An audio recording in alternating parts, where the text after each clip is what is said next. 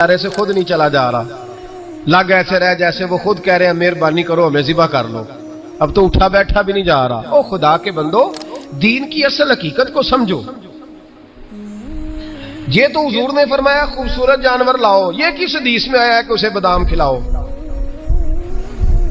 आज लोग इंसानों को रोटी नहीं मिल रही और जानवरों को बादाम खिला रहे हो। को खाने इसके हिस्से में जो अल्लाह ने शय रखी है ना, वो चारा है। इसको चारा खिलाओ और अच्छे तरीके से पेट भर के खिलाओ। जानवर को पेट भर के चारा खिलाया जाए तो जितनी उसकी तबीयत होती है उस हिसाब से वो सेहतमंद हो जाता है। बाकी ये तो आप किसी शख्स को इतना खिला दें कि उसका पेट इतना बड़ा हो जाए, फूल जाए, तो वो बेचारा तकलीफ में आएगा कि नहीं आएगा? ये किस किस्म का माहौल है? एक बकरा बिका है लाहौर में और सेठों ने शर्तें लगाई हुई हैं, मैं 5 लाख का लाया हूं तो मैं 9 लाख का। ये क्या चक्कर हुआ? मुझे इतना खिलाया जी, इसको फलां चीज। ये किसने कहा है खिलाने का? बादाम खाना किस हदीस में आया? किस सहाबी ने अपने बकरे को बादाम खिलाए? किसने मक्खन खिलाया? किसने पेड़े खिलाए? बस करो, अजीब तमाशा लग गया है। और यहां तो इतनी बुरी हालत हो गई है कि औरतें नाचने लगी हैं कुर्बानी के जानवरों के आगे, बीबियां बेचने लगी हैं। अल्लाह के गजब को आवाज ना दो। ये कुर्बानी है कि हर चीज का, मजहब की हर शय का मजाक बना दिया है। जिस दीन ने औरत की अपनी कुर्बानी भी हो तो उसको ज़िबा करने की इजाजत नहीं दी, मर्द ज़िबा करेगा। जो दीन कहता है कि औरत ज़िबा नहीं करेगी, वो औरत बेच सकती है अल्लाह के जानवर।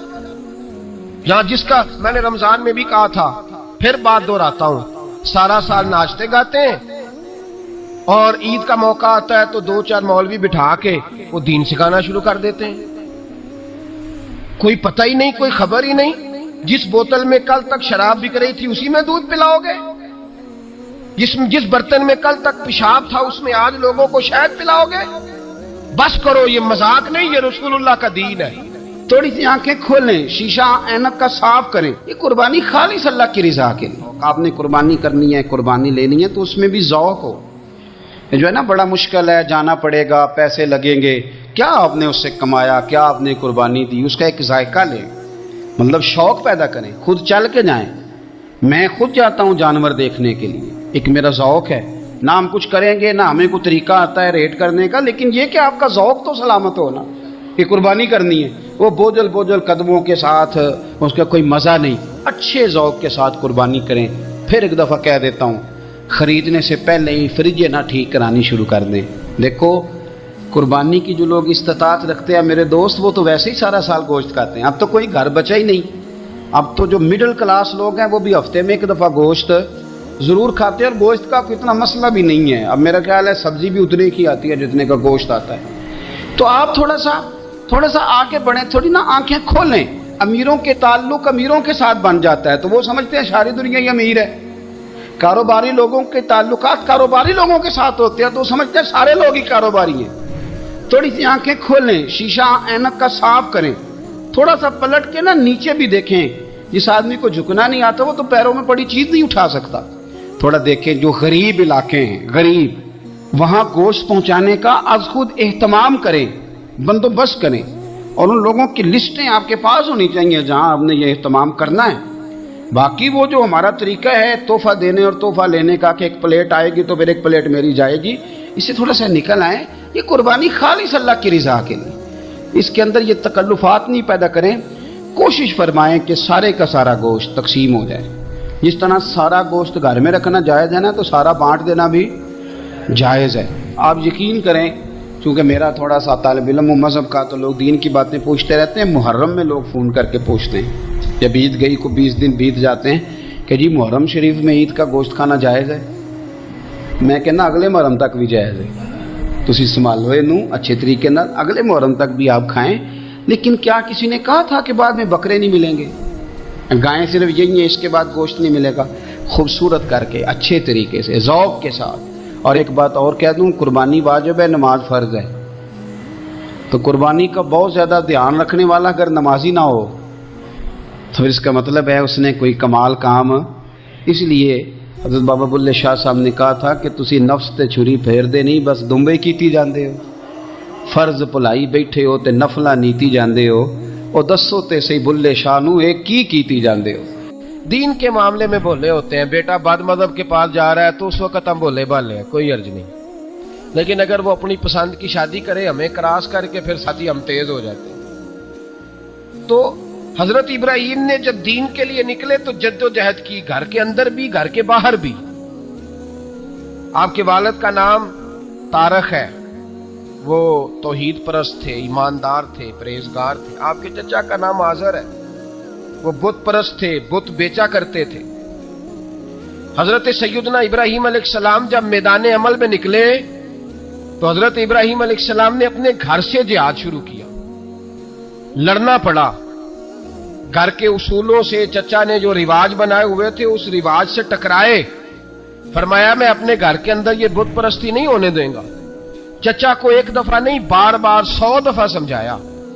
آپ کا چچا بت بنا کے بیچا کرتا تھا. حضرت ابراہیم علیہ السلام تھوڑے بڑے ہوئے تو کہنے لگا کہ چلو میرے ساتھ, تم بھی بت بیچنے ہیں, ہمارا کاروبار ہے. حضرت ابراہیم ساتھ نکلے تو بت پکڑا ہے, گندے پانی کے اندر اس بت کو ڈبوتے ہیں. کہتے ہیں کسی نے خریدنا ہے تو خرید لو, نہ یہ نفع دے سکتا ہے نہ نقصان دے سکتا ہے. جو اپنا آپ نہیں بچا سکتا تمہیں کیا بچائے گا, خریدنا ہے تو خرید لو. چچا کہنے لگا تو کاروبار چمکا رہا ہے کہ تباہ کر رہا ہے. گھر میں بڑے معاملات خراب ہوئے, جھگڑے ہوئے, لیکن حضرت ابراہیم علیہ السلام ایک منٹ کے لیے بھی اپنے گھر کے اندر بھی کمپرومائز کرنے کو تیار. یہ تھوڑا مشکل میں نے پہلو چھیڑ دیا ہے, یہ تھوڑا مشکل پہلو چھیڑ دیا ہے. بڑا سمجھدار آدمی ہے پر بیوی سے پردہ نہیں کرا سکتا. سیانا ہے, پنچایت کا بندہ ہے, جو اس سے آپ کہیں گے وہ بات یہ سنائے گا, لیکن کہتا ہے نہیں جی میں نے کوشش کر لی ہے. کس قسم کی کوشش ہے صاحب, کیسے ہو گیا؟ حضرت ابراہیم علیہ السلام نے گھر کے اندر سے فرمایا نہیں کرنے دوں گا. گھر کے اندر بھی ٹکرائے. فرمایا تم جو بھی ہو پاش پاش کیا چچا کے اصولوں کو. اور باہر جب نکلے تو صرف علاقے کے چیئرمین سے نہیں ٹکرائے, ایم پی ایم این اے وزیر مشیر سے نہیں ٹکرائے. سپر پاور نمرود دنیا کا واحد حکمران تھا اس وقت, دوسرا کوئی حکمران ہی نہیں تھا. اکیلے حکمران سے جا کر ٹکرائے. کوئی ساتھ فوج نہیں تھی, کوئی ساتھ ان کے طاقت بظاہر دنیا داری کی کوئی نہیں تھی, پر حضرت ابراہیم جا کے ٹکرائے. اور میرے رسول پاک صلی اللہ علیہ وسلم نے سند بیان کی. فرمایا افضل الجہاد کلمۃ الحق عند سلطان الجابر. فرمایا سب سے افضل جہاد یہ ہے کہ تو ظالم بادشاہ کے سامنے کھڑے ہو کے حق بات بیان کر دے. یہ سب سے بڑا جہاد ہے, یہ سب سے افضل الجہاد کلمۃ الحق عند سلطان الجابر, سب سے بڑا جہاد. حضرت ابراہیم کھڑے ہو گئے, سپر پاور سے ٹکرائے. یہاں ہم لوگ حکمتوں کا شکار ہیں, دیکھیں گے, کریں گے, سوچیں گے, اور مولوی صاحب کو ویسے کہتے ہیں آپ پرہیز کریں سیاسی باتوں سے. بھئی اللہ کے ہر نبی نے جا کے وقت کے ظالم حکمران کو لتاڑا ہے, للکارا ہے. یہ تو مشن انبیاء ہے. حضرت سیدنا ابراہیم علیہ السلام نے جو اس کو جا کے کہا کہ تو جھوٹ بولتا ہے, تو جھوٹا ہے, تو خدائی کا دعویٰ کرتا ہے, تو بہت بڑا ظالم ہے. اور قرآن مجید نے اس ساری بات کو بیان فرمایا. حضرت ابراہیم علیہ السلام سے کہنے لگا میں رب ہوں. تو آپ نے فرمایا میرا رب تو وہ ہے جو زندہ کرتا اور مارتا ہے. تو پھر آپ حق بات بیان کریں گے تو اللہ مارے گا کہ بندہ مارے گا؟ کچھ بھی نہیں ہوتا, کیونکہ زندگی موت کس کے ہاتھ میں ہے؟ اللہ کے ہاتھ میں. زندگی موت اللہ, کچھ بھی نہیں ہوتا. انسان صحیح سمت کا تعین کرے اور صحیح چلے.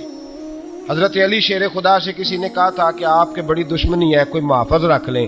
آپ فرمانے لگے موت خود بہت بڑی محافظ ہے, وقت سے پہلے آتی ہی نہیں. بڑی محافظ ہے, وقت سے پہلے.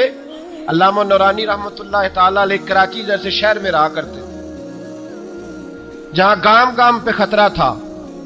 لوگوں نے کہا حضرت اتنے بڑے لیڈر ہو, آپ کی جماعت کی 62 سیٹیں ہوئی قومی اسمبلی میں, ایک ایسا وقت بھی آیا تو کوئی ایک آدمی بندوق والا. آپ فرمانے لگے مجھے ضرورت ہی نہیں, اس لیے کہ جس خدا رسول کے لیے میں نکلا ہوں وہ خود ہی حفاظت کرنے والے ہیں, ضرورت نہیں ان چیزوں.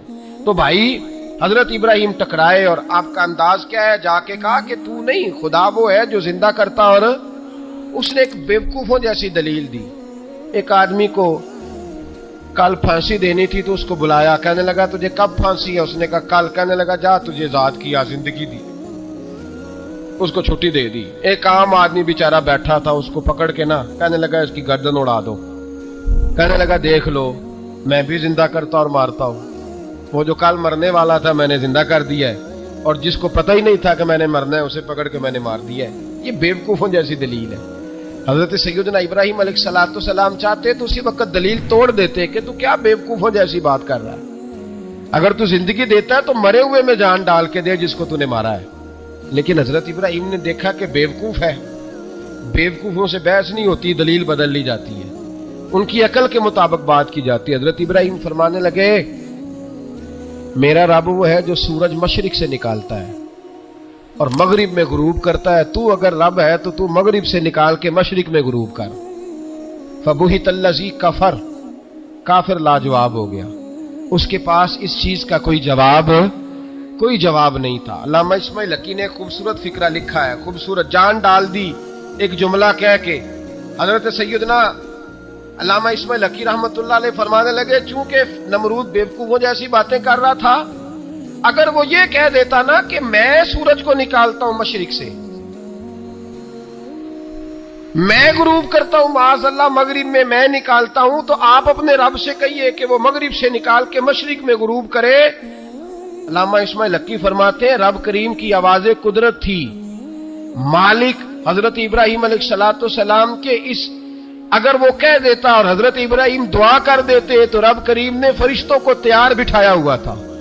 فرمایا اگر یہ کہہ دے میرے خلیل سے کہ سورج مغرب سے نکال کے مشرق میں غروب کرنا ہے تو تیار رہنا, جس طرح خلیل کہیں گے ویسے ہی کر دیں گے.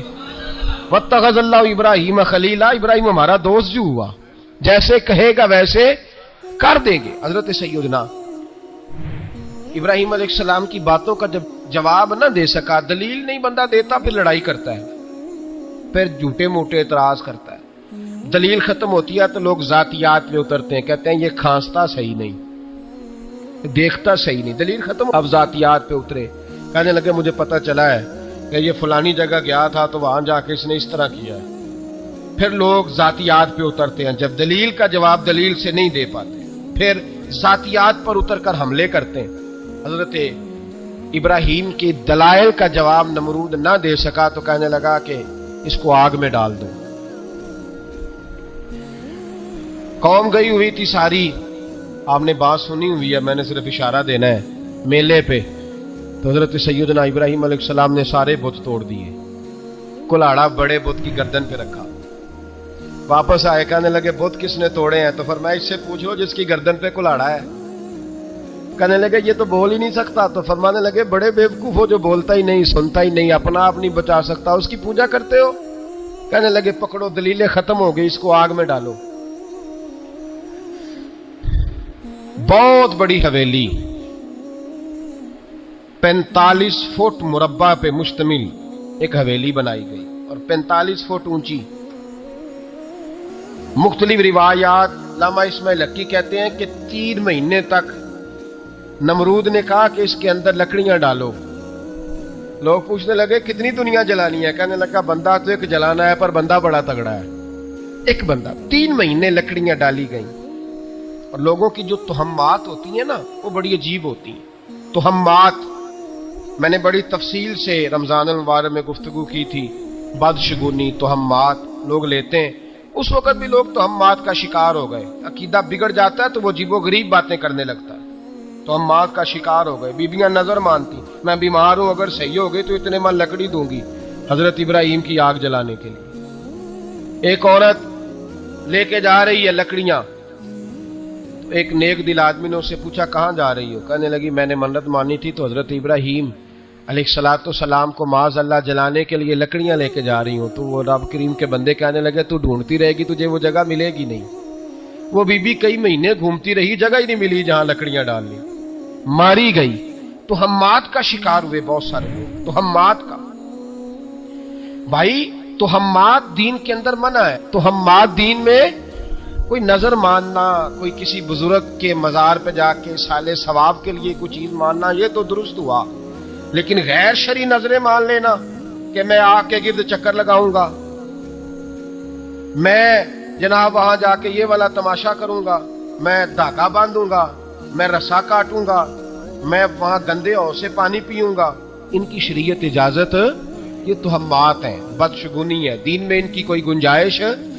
آپ نظر ماننے سے پہلے بھی کسی عالم سے رابطہ کریں کہ میں منت مانگنے لگا ہوں تو کیسے ماننی چاہیے، اس کا طریقہ پوچھیں۔ ایسے ہی غلط چیز کی منت تھوڑی مان لی جائے گی۔